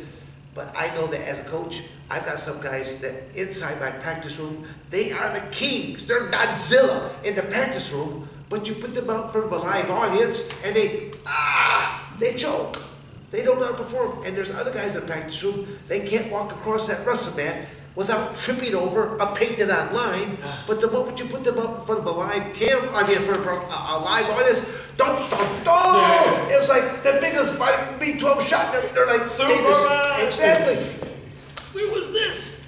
But but everyone's different. You have to find out from each athlete, what are the buttons I have to push to get the best out of you. What inspired you then when you performed in big arenas, large-scale events? Did you have any struggles yourself? Maybe, because these are things that you've learned over a career since 1967. Did you have it first issue with confidence, heart, maybe made a stupid mistake and learned from it? Well, early on in my amateur wrestling career, like for example, there I was actually competing at a weight class. Come high school, there was weight class, but there's a big difference. In 7th and 8th grade, I'm working out and competing against other 7th graders, other 8th graders. Once you hit high school, now you're in 9th grade, but it's 9th, 10th, 11th, 12th. So now I'm trying to make, I weigh 165 pounds, but I lose weight. I go down to the 155. I actually have pictures of me wearing the 155 pound uniform, and I can't beat the guy at 155. I can't beat the guy at 167. I can't beat the guy at 185. And finally, I challenged the heavyweight. Again, at this time era, heavyweight weight class is not regulated. Our heavyweight weighted just a little bit over 300 pounds. That was it. Understand. You dropped weight and then you increased your weight. Well, no, I didn't increase. I was still light. light. You went from 165 to Down to 155. Then went. No. Just so I understand. Yeah. I lost 10 pounds so I could challenge at the 155. I did not gain weight up to 165. I did not gain weight up to 175. I didn't gain weight up to... No, I was still right around that 155. 155, Okay. Maybe not spot on there, but I first challenged it, but I say that I actually... So to lead up the story here right now is the fact that I beat our heavyweight. That's crazy. Okay, he's just a little over 300 pounds. I beat him, and so that was my first goal, is I wanted to be the first freshman ever in my high school to make varsity. So I achieved my first goal. And then what I credit my high school wrestling coach was also like a government teacher. So when I'm in his classroom, I happened to come up to his desk to turn in the paper, and I seen this stack of magazines called Amateur Wrestling. I'd never seen this before, and I'm like, Coach, can I read a couple of these magazines? He's like, sure, just bring it back when you're done. So I'm back there now, I'm thumbing through this, I'm like, weightlifting routines for wrestling, there's diet, nutrition routines for wrestling, new techniques, and he has pictures of showing me these techniques, and there's called setting goals, and there's psychological aspects, and I could, all these things I did not know. I did not know any of these things existed. Up to that point in time, from 7th grade, 8th grade, and now going to my 9th grade year, I realized that I'm just doing what everybody else is doing. What's going to make me more different is I want to set myself some goals. So I've learned about goals. I'm going to set myself a goal. Again, to be the first freshman, I achieved that goal. Right. Now, hard part is, here's the comical story. My very first high school wrestling match ever. I'm standing right beside my coach. My coach has got his clipboard on his chest and his arms across his chest, just like this. I mean, not real interested in what's happening. And I'm standing right next to him right here, and my opponent is out on the mat. 285 pounds. There's not a bad pound on him at 285 pounds. This guy's jacked. He's the returning like Class B state champion, something like this. And the referee looks right at my coach. And here I'm actually right next to my coach. I'm bouncing up and down and warming up, you know. But did anybody know what I was doing? No, I just saw all these other wrestlers bounce up down like a Mexican jumping. I think, well, I want to jump down. I want to go Mexican jumping. I bounce up down like this, like there. I don't know what I'm doing. And then and then the referee looks at my coach. He goes, Coach. He goes, where's your wrestler? My coach got his arm crossed. And he does this. He points just like that, just doesn't point. And the ref looks for my coach, looks over to this little kid, bounces up and down, and looks back at my coach. Goes, "Are you sure, coach?" And my coach just goes, "That was it. There was no attaboy. Go get him." And it was like sheep being led to slaughter. Because I went out there. Your tape's ready. And it's like, I shook his hand, and like he just engulfs my hand with his big old meaty hand. The match was done in like 15 seconds. As soon as the referee says, wrestle, blows the whistle, it was like Godzilla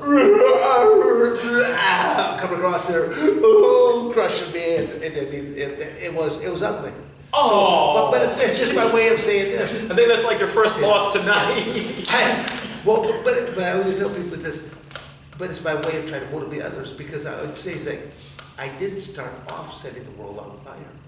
I couldn't beat people of other weight classes. I set a goal. I persevered. I achieved my goal. I made the varsity team, not the way I really wanted to. And here I am, David out there trying to slay Goliath. Goliath crushed me, you know, that night. It was ugly. You had heart. You definitely had courage. I really just got to work on the brain. It was short-lived courage. It was short-lived. But you know, but I wrestled the whole season at heavyweight. I had more fathers/grandfathers. They would come there. More and more people started to show up because they couldn't believe how this little guy was challenging. Little Dan the Beast Severn. Well, little beast. Oh no, I had one guy. He said he laughed. He's like this. He goes, dude. He says, "You look like a pimple on an elephant's ass out there." He says, "You're so small." Yeah. I mean, literally, I'm thinking, I wasn't impressed though, but I had a losing season. So again, I didn't set the world on fire. But okay, let's just go right down to the last. Our season has come to an end. We're at the conference championship. Okay. We're winning. Last match of the night is the heavyweight weight class. We have just enough points on the board that all I have to do is walk out there and not get pinned. No, That's okay. But I'm going up against the class, the conference champion this time, and their team. Okay. And the whole goal is Dan Severn can't get pinned. Don't get pinned, Dan. But I'm wearing a 155-pound uniform. I have a losing season going here for me here right now. They've done their research on Now, you. in amateur wrestling, when you're on your back, they call it counting the lights. How many lights did you count that day? I counted them out. Oh. I was put on my back time and again, and I fought off, and time to where literally by the time the buzzer rang, I was beat like 25 to 3 or 4. The guy let me go 3 or 4 times just to grab me and throw me back down to try to pin me and stuff like this. Yikes! But he beat me by a lopsided score, but he didn't pin me. And my team. Let's go. And they were jumping up, cheering, they're embracing me and the whole 9 yards. But I mean, I was broken. I mean, this guy broke me physically, and as I'm along, they're cheering. So I'm not smiling. I think your team I'm not has beat happy. you up more than he did. Yay! But to this justice, they're all happy, and they're jumping something like this, and they're regaling out on the mat as I walk up into a distant corner by myself. I'm crying. Oh. See, a lot of people really cry because I'm thinking, that's all you guys expected of me. Yeah. I will show you I am more than this. Than what you saw today. but I didn't tell them that. But they didn't even know where I was at because they were out celebrating. Right. Oh, that's But motivation. But that's me. That's what it's always it's each. I hate to use the word successful, but yeah, I'll use it. But each athlete that has had a certain level of success, what is their driving force? My driving force was multifaceted. My driving force was, how am I going to get to college? My driving force is, I don't like losing. I'll be gracious, maybe exterior-wise, but inside I don't like to lose. No one likes to really lose. I'll be gracious on the exterior. If you're gonna be real happy to lose about that, I'll question that mentality a little bit. Even as a coach, I really don't want you to get happy and comfortable losing, because do I really want to coach a loser? No. I mean, again, I hate to say it like that, but no coach wants to get. That's the reality of that. You can. That's really what a coach. Somewhere along the way there, you have to take responsibility for your own destiny. Mm-hmm. And most athletes, all they do, if all they do is show up and do what everybody else is doing, then there should be, for example, there were 400 high schools with wrestling programs. There should be 400 champions, should there, at your weight class. What's going to differentiate? If cardiovascular is your issue, you have to run more on your time. Right. You have to lift weights on your time, not during coach's time. Coach's time only going to have you for an hour and a half, 2 hours, something like that, for practice, and then gone. Right, it's what you do when you're not in the ring. Yes. It's when it pays off. Yeah. Time out. Frank, we okay on time, or about 5 more minutes? 10? 5? Okay. I'm just going to ask you just quick questions. Okay. Mike. No, we can cut this part. What's the matter? Mike Tyson. You texted me? No, Mike Tyson. Oh, duh. Yes, I have that up. 2 questions I'm going to ask, and then just lightning questions. 3, 2, 1. Okay, Dan the Beast Severn, still here with Pro Wrestling Syndicate here at Brooklyn Athletic. We're still inside the square circle. We're still inside the squared circle, even though we had an awkward introduction. It was amazing. It was fun. We're mixing 2 worlds, though. Yes, we are. We're mixing 2 worlds. Red and blue. We've been everywhere with the interview, but this is pretty much the making of Dan Severn, if there definitely was one. Speaking of the making of Dan Severn, I've got to ask you, have you ever met the Brooklyn legend, Mike Tyson? No, I've actually never met him. Okay. No. Mike Tyson was around WWF 1996, 1997, 1998. No, I met a lot of different celebrity type athletes that were inside that aspect there, but I never really met Mike Tyson in the process. It was just, but I admire his determination, and he just, he was one of these guys that he came from a poor upbringing, something like this. His only way of making his way in this world was he had to fight for it. But you can't go out to a street brawl. You need to know that you have to discipline your skills. You have to know how to harness this rage, this power, and he has a highly disciplined. He has a great coaches that knew how to handle him and how to guide him. And then that's like a trademark of a great coach. Knowing what an individual athlete's strengths are and their weaknesses are, and how to build up those weaknesses so that they are not weak, and then how to play off their strengths, and how to know that if they have that inner rage, how to channel that rage to go for those knockouts, which I always tell people, if you went to a Mike Tyson fight right there and you set down your beverage, the fight might be over. Because the guy was incredible for finishing matches so quickly. My father would say, as soon as you pay for the pay-per-view, there goes $60 in 2 minutes. Which I mean, it was great. Even though some people might complain about it, but it was like, but that's what everyone wanted to see. It's, even we're jumping around there, even like in mixed martial arts, Good. Everyone likes a great slobber knocker of a fight right there that just go tooth and nail. But Yeah. do you really want to be one of those guys that was inside of that slobber knocker? Hell no. Exactly. So I'm not saying that watching it is cool, but do you really want to be inside it? No, Probably no one not. wants to. I've got to say, there's only 3 people in the world that I don't ever want to be in the ring with: Mike Tyson, Brock Lesnar, and Dan Severn. No, you're safe. You're safe when it comes to striking. The number one. When it comes to striking. The number one most definitely. viewed, I think, MMA match is Don Fry and Takayama in a Pride event. Or literally, the moment that the referee gives that signal to fight, they literally run towards each other as they're just getting close to. You see them just blazing, throwing punches towards each other to the point. The moment that they're hitting each other, they get to hooking each other's head. They literally have a collar tie, and now they're simultaneously like punching each other in the face. And it's almost like a game of chicken. I'm punching you in the face. Are you gonna give? Blood sport here. I'm not gonna. Back in the days. Yeah. But it's the number one. Again, folks, you can just Google this match. Don Fry versus Takayama, and incredible, because it gives every bloodthirsty fan exactly what they're looking for. Violence on top of violence with another layer of violence on top. It's a violent sandwich. And speaking of violence and Mike Tyson, you have a really hard head. A very hard head.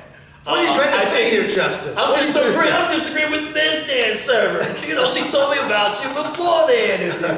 Give us a time when you actually use your hard head towards any MMA opponent. What's the story here? Yes, hold your head. There. What you're looking for is Oleg Tatarov. That's it. The movie star. I've had a couple matches with Oleg Tatarov. He's known as, it is his MMA career, Ultimate Fighting Championship. He was known as the Russian Bear. He was from Russia, born and raised from Russia. Okay. You know, here in Brooklyn, there's Brighton Beach. That's Little Russia. Oh, I did not know this. We gotta take it. It's right by Coney Island. Let's face it, New York is the melting pot of everything. Really is. But a lot of people realize that was Ellis Island. That was when all immigration was taking place. It was all being funneled to one area. So, to me, it makes common sense. Why wouldn't New York City / the greater New York metropolitan area? You know, there's areas this is Greek Town. This is the Hispanic section. This is the Puerto Rican section. This is Sunset Park, Williamsburg. We're gonna bring you back out to Brooklyn. Yeah. But yeah, tell us about Brighton Beach. Yeah. No, but it's okay. The original question was The headbutt. Oh, headbutt. Okay, Yes. Oleg Tatarov. So, but being with Oleg, I'd already been to Russia several times already to compete against during my amateur career. I've been there, and I understood the Russian mentality. They're the best technicians in the world. Russians were the best, and the only weakness was they were not always the best of conditioners. So during my amateur wrestling career, I had different matches where I had to encounter very high-level Russian wrestlers to where I know I'm going to be losing in this match. And I will be losing up to a point that I can deplete their cardiovascular reserves, and now I stand a chance. And so that's where, you know, I walked this match, and you can find this out on YouTube there somewhere. I think it's entitled something like "Beating the Person That I Should Never Have Beaten," and the guy's name was Larry Habilov, and I think his credentials to date, I think he's won maybe two or three Olympic titles, 2 or 3 world titles, and a few other titles in between there, and he has just a few losses. And so I'm going up against him, and I just know there's no way I can actually technically beat him other than what I just said here now. So the score is lopsided in his favor. By the time I'm now starting I'm starting to wear him out. Good. And now I score the first point, and I push him so. But every time that we go out of bounds, even if he lands on top of me, I'm pushing him off me, and I'm the first person to get back to the center, and I turn around and I face him so that in the referee's eyes, it's kind of like, I'm ready to go, and now they're starting to warn him, you're slowing down, we're going to be cautious, so they're going to get cautious. Too. Exactly, psychologically, but then I'm also getting the crowd behind me. So in a lot of aspects, when you think about what's the element of professional wrestling? Crowd reaction. Exactly. Heel, face. So I was ahead of my time even at that time, and this is during my amateur wrestling career. I'm in a foreign country. I've got people that are cheering for me. An American. Yes. And Americans weren't popular in a lot of the countries. It's a plot for Rocky IV. I mean, if you look at some of my different matches, I've lived the life of a Rocky. I have seen certain scenarios. There are so many different movies that I can have scenarios that, I can relate to that because that's me. Wow. The movie with John Wayne, The Quiet Man. That's another one. Okay, but get back to what more towards saying, but to beat this guy, so going against Oleg Tatarov, I'm going out there and it's kind of like, all I know about him is he's from Gorky, Russia. He's a Sambo practitioner and he hasn't been defeated in 10 years. So I simply know that, okay, game on. Right. So as we're going out there, I never had handled my hands in striking the manner. My hands were always open. So I could always look at how I could either palm, because people always thought, you're slapping. No, I'm leaning in here, and I'm hitting with the biggest, boniest structure here. You know, I'm hit with this bone, so if I can hit you here, but I want my hands open so that I can get into clinches and grapple. So, it almost looks like I'm doing like these slap matches at him, something like that, but I know what I'm doing. And I'll just say, as a match goes through there, I'm able to take him down. He pulls guard immediately, and in the process of pulling guard, it's kind of crossed my mind. We're in close.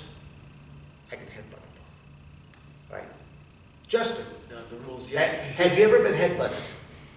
Yes, I have definitely been headbutted. You have. Okay. All right. Here's the other. Have you ever practiced headbutting? No. Me neither. Of course, I'm not surprised. Okay. Like no. No. So No, I'm sorry. I did, but not with another human being. Right, because the way you train was with your dummy. Throwing dummies. So I have a throwing dummy. I can drop down to where now I can brutalize these throwing dummies. To where literally as I'm picking them up and I start to throw, I would leap up in the air and I'd become airborne. So as I come down, I'm not going to land on the mat. No, land on him. Why would I be doing that? Want to add more pressure on him, right?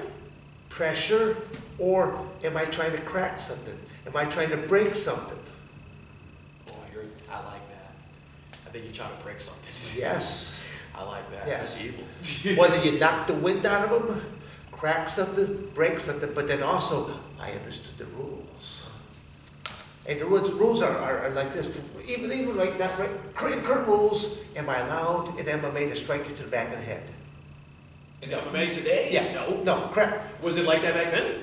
No, you're good to go. Okay. Okay, I understand it, but the way the rule leads, if I start to strike here, but you turn this way and I hit you back in the head, good to go. I won't be penalized because you moved. Understand the rules. I understood the rules. Right. And I used them to even Big John would say that that's the most intellectual fighter probably of his time, at that time. Yeah, but that's why I say that's where you don't see no marks on me. You can have an intelligent conversation. I don't have cauliflower ears, no broken nose, no scars, stuff like that, and you can have somewhat of an intelligent conversation here. But again, to take him down and now say, I'm ready to deliver my very first human headbutt. Okay. Walk us through the process, man. Practice dummy. He never could tell me if it was any good. Right. He can just observe it and wait for the next one. And my theory was strike hardest points to soft tissue, which means I'm going to hit you on the eyebrow. I'm going to hit you in the cheek, but not straight on, glancing blow, because I want to cut. Right. You're waiting for the blood to start. I want to cut. I want to smash that nose. I want to hit the cheek across this. I want to hit the cheek across here. You also got to get him on top of him. Well, no, I'm in his guard. Oh! I'm already in his guard. I'm already in his guard. Matter of fact, one of the first ones I do, I just do a ramming one where I just ram his chin. I just go here with this, with the top hand. I feel if I cut something, my scar's up here. Right. In my hair, you know. So it's like, bam, I do one of these numbers just to come right back up and go, bam, right down here. So now I'm going smashing this. I'm smashing that. And now I'm literally going this way. I'm actually coming across with the head and just glancing this way, glancing that way. How many of these headbutts do you think you've done? Oh, no, somebody counted up. He said, you delivered well over 300 headbutts. 300 headbutts in this round? In a 30-minute match. I delivered, so you're thinking, well, let's do the math, 30 minutes, 300 headbutts, That's about at least 10 a minute, right? Do I have that right? You got right. You got right. So, but damn. But you gotta realize it was more intense because in the beginning we were on our feet. There was a point that he was on his feet. He actually had me dead to rights and an ankle lock, something like that. But I was able to roll through, get out, move around to attack him. So the intensity of headbutts actually is probably, let's say, somewhere between that 5 to 6 minute mark on that I delivered headbutt after headbutt. And there's even one point where literally I am holding his face and I'm doing this. Doosh, doosh. I'm just like boosh, boosh, boosh, boosh, boosh. Ah, that will never fly today. No. Well, that is awesome. Yeah. But I always, now, that's cool. Let's say the match is done, and I'm awarded victory within 10 minutes, because he still didn't tap. He still didn't give. It went the full 30-minute, but it was the first time. He's cut at this point. Oh, yeah, no, okay. But they didn't stop. The only time that you could win back then was ultimate victory. Did he give? No. Did his corners hold the towel? No. Wow. Referee stoppage was borderline, but Big John could see he was still there. He's still breathing. Yeah, he's still engaged. Now, Oleg was still dangerous at that element. So, but like I said, it just when the match was done, I got the victory just because I controlled so much element of this. I delivered so many devastating strikes, and literally they had to rush him to the hospital 10 minutes after the match because his skull started to swell. And I don't know if this is a bragging point or not, I should be saying there, Justin, but I took 2 ibuprofen and I was good to go. Oh my gosh. Dan the Beast Severn earning his nickname. I gotta ask you a couple quick questions before we wrap up here on behalf of Pro Wrestling Syndicate. One of the questions that I had in advance of this interview was, what was your favorite match in the WWF? Favorite match? I'd say probably working stuff with Owen Hart, things of that nature. Probably being a part of the dungeon match. I think I enjoyed that, but for different reasons, because the dungeon match was held right at the Hart residence, down in their basement. So I arrived there it took them a few hours to set up cameras and lighting and sound systems and trying to figure out how they're going to do this match in this area, because it was in the basement of the Hart residence. Dungeon, yeah. And I'm literally upstairs in the living room and sitting there and having a conversation with Stu Hart. Awesome. So for like 3 hours, I'm sitting there with Stu Hart, and he's a lot of it is just him just telling stories. Different guys. There's other guys in the room that they're asking question after question, and I'm being typical Dan Severn. I'm just being quiet. I'm just listening. But the reason that, and that's why I said when people watch this, they're like, man, Dan Severn talks up a story. But only if people ask me a question. Otherwise, I sit back. I'm quiet. I observe. Just like going to the cafeteria. Yeah. Against the wall, watch everything in the room. Watch it, exactly right. But again, back against the wall, so I see everything I'm going. Yeah, so but like I said, just to be there, that little additional portion to that story is that a couple weeks later, I'm at another show with Owen, and Owen comes up to me and goes, "Here, my dad wanted me to give you this." Owen gives me an Owen Hart T-shirt, but it has a Stu Hart autograph onto it. Awesome. He goes, my dad doesn't have a t-shirt. My dad doesn't have an 8x10. He goes, my dad really enjoyed speaking to you, and he wanted me to give this to you. And I'd like to tell your father, thank you. I appreciate that. Because I mean, I had heard a great deal about the Hart family, the Hart dynasty, and I heard a lot of great things about Stu Hart himself for what he ran with Stampede Wrestling, but then also the type of character he was and the staunchness that he held his athletes to. So it was great to receive something like this. So it's like, great. I really appreciate it.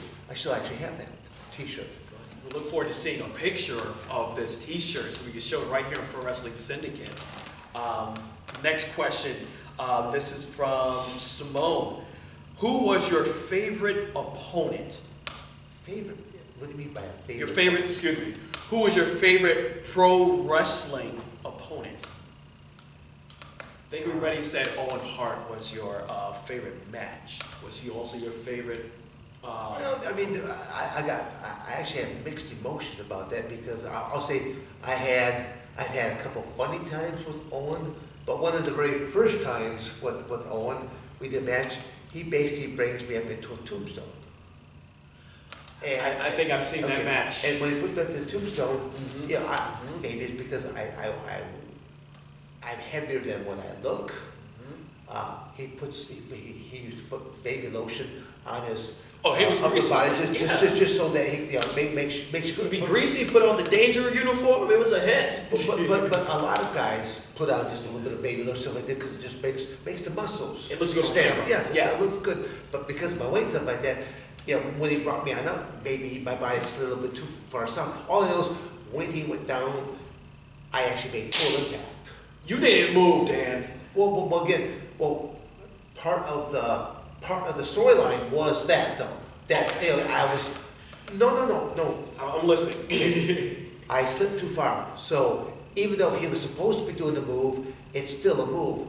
The number one rule of professional wrestling is I protect you, you protect me. That's the number one rule of professional wrestling, and he violated that rule. And so, and I went down. I took full impact to the head. I had a lightning bolt shoot down my leg and my foot and stuff like this, and I laid there, and I'm like, okay, I felt okay. I still got movement.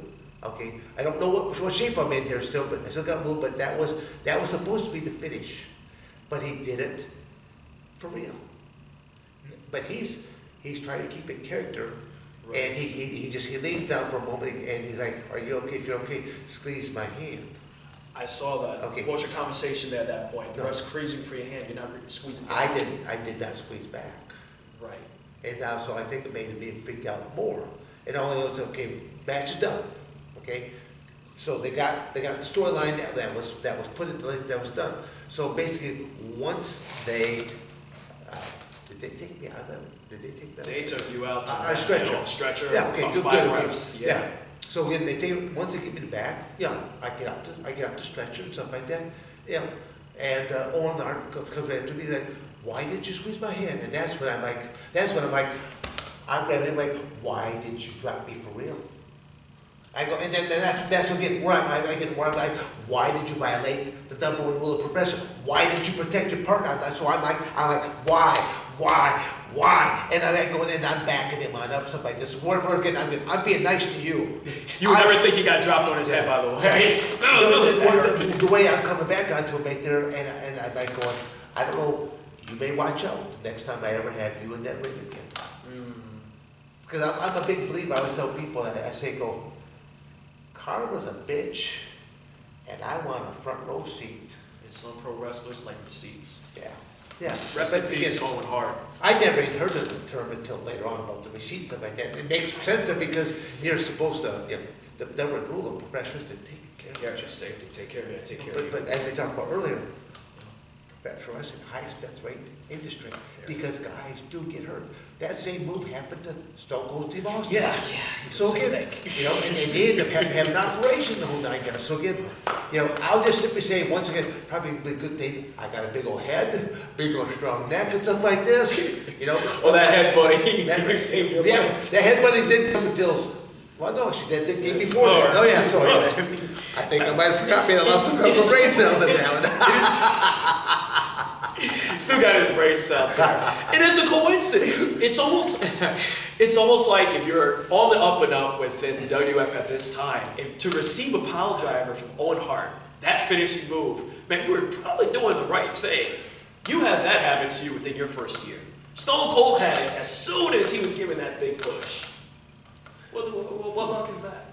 I don't know. I don't look at it as being lucky at all. I don't look at it as being lucky at all. But that's I'm glad you're okay. Yeah. No, well, that's sort of just. I hear voices. You know, Dad, this way. Follow the line.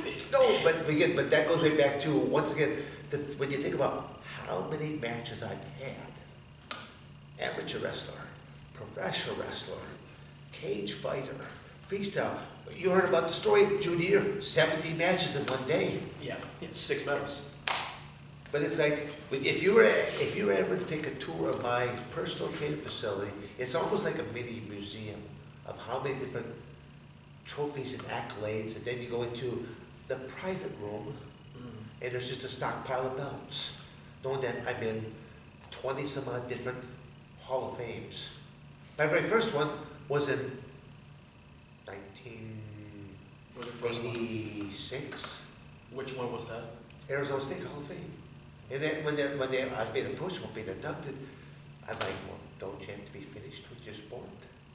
That's what I'm thinking. It's not early retirement? What are you doing to me? And that's called common sense. Yeah. You think that, okay. You can't do that. But they're approaching me with this, and it's kind of going, and I even said that to them, no, but the novelty was, I actually, two things, I got married on that same day, and I literally from the church, they drove us over to a helipad, flew up to Arizona State, into the baseball stadium, which is right next to the football stadium, police escort to the football stadium, all the time-wise, it just went right into halftime, and I'm escorted out my wife is still in her wedding dress, and I'm in my tuxedo still, just in time to get the award, back to the helicopter, in time to her. I meet up all the people at the reception, and the people at the reception never knew.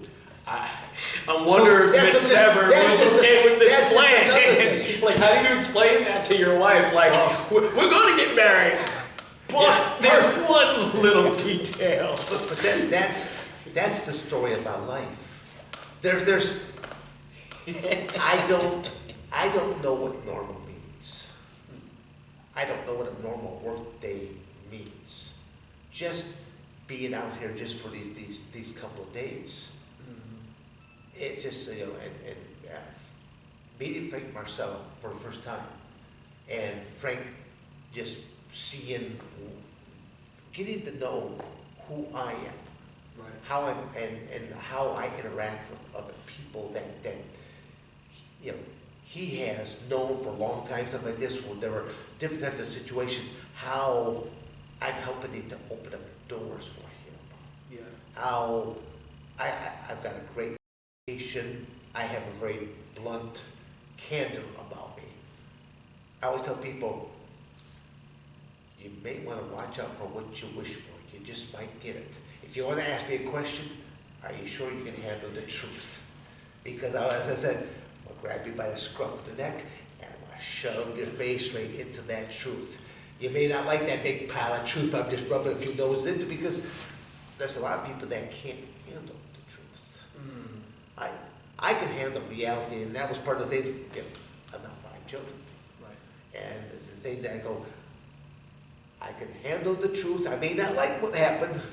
I can handle the truth, but you tell me that lie, ooh, that'll be the tough thing that. That's when it comes to the beast, or the dark beast. Well, but I look at the same way with I've got grandchildren now. And granddad. Well, but I look at it this way, is that just in the terms of the movie The Lion King, Akuma Matata. What a wonderful phrase. The circle of life. The circle of life, because it all goes out there, and it's like I always say that every 20 years you're going to see the next generation rolling through, and it's just the same thing there. Now, as my daughter and son-in-law, they have their second child is on the way, and they've got a grandson, and they have their child. I have a grandson, and they have next grandson is coming. Because they're going to gender reveal stuff like that. So that'll be happening about February. Congrats. And now my other son, he already has with my daughter-in-law, they have one grandson, and they just had a set of twins with a son and a daughter. So I've got, basically, I have 3 grandsons now. Now, to me, it's like after all the hoopla and stuff was done, a little time ago, I said, I'll make you guys a deal. You let me be a meddling grandparent, starting around 5 years and above. At first, it'll be gymnastic programs, simply developing hand-eye coordination. And then I will implement the next phase, and then the next phase. But in roughly, by the time that they'll be turning 18 years of age, I'll probably save you $250,000. It's called a wrestling scholarship. Nice. And if you do what I say, I can guarantee you those results, because my one son already knows Dad's got the goods. Yeah. Because I did it with him. And he was my guinea pig. I did it with him. I do it with him. Knowing that you're going to give up on yourself before I'm going to give up on you. That's deep. That's deep. Dan, definitely the family man. I think there's only one last question to wrap up this interview. And this one comes from our MMA fans. They're asking, is there anyone today that you wish you could step inside the octagon within MMA in 2019, 2020? Who would that dream opponent be? Well, again, because we're speculating in this all. In dream. Yes. The dream. Virtual reality. This is WWE 2K19, 2K20. But again, just so I can set the stage here a little bit, you gotta realize that, okay, people are marveled at what I did. But I was Vince's oldest rookie at 48. I started a cage fighting career at 37. What could a Dan Severn have done in his prime? In my opinion, my prime was from 1984 to 1986. In that time frame, I ruled the world. And I'm not saying that facetiously, I must state it matter-of-factly, because I was ready. We wouldn't be sitting here right now. Had everything gone the way it was supposed to have gone for me and my planner and my goals, I would have retired in 1984, right after winning the Olympic gold medal. But I wasn't the Olympic representative. I was the alternate. And the alternate doesn't get a chance to get in the game. And the guy that was ahead of me won the gold medal without giving up a single point. Oh, wow. Everybody that he wrestled, I had pinned in under 1 minute. Oh. That was at the 220-pound weight class. The other guy, the other American representative, even at heavyweight, because I was bouncing between 220 heavyweight, because I was cutting weight to get to 220 pounds. And even at heavyweight, I pinned everyone at the heavyweight weight class in under 1 minute. So I could have won a gold medal at 2 different weight classes. This was 1984. So to me, it's like, from 1984 and on, because of this injustice to me, I had, Justin, Dan? I had some issues to resolve. And I did it at the expense of a lot of my opponents. Because when I step out on this mat now, I'm not going to worry about a referee. I'm not going to worry about a mat judge. Just you and me. And I'm going to impose my will upon you, and I want to break you in so many different ways. And I broke people. Psychologically and physically. So, and I ended a few careers in the process of doing that as well. So, it was kind of tough, just.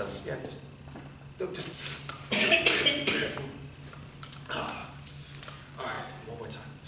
Couldn't handle all that drama there is there. Just it's choking you up here in the Bronx right there. You know, Don't be the tears, Dan. It's okay to cry. It's okay to cry. Oh, so touching. Where's the book police? Pardon.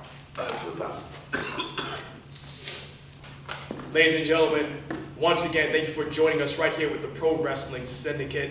It's my honor and privilege to have interviewed Dan the Beast Severn. Thank you so very much for coming out here to Brooklyn, New York. Justin, I've had a lot of fun. I think it's been rather educational. You've learned a lot more about the inner beauty of the beast. That's all. Definitely indeed. There's so much more that we could learn right here once you step inside the squared circle here with Pro Wrestling Syndicate. We'll see you guys next time.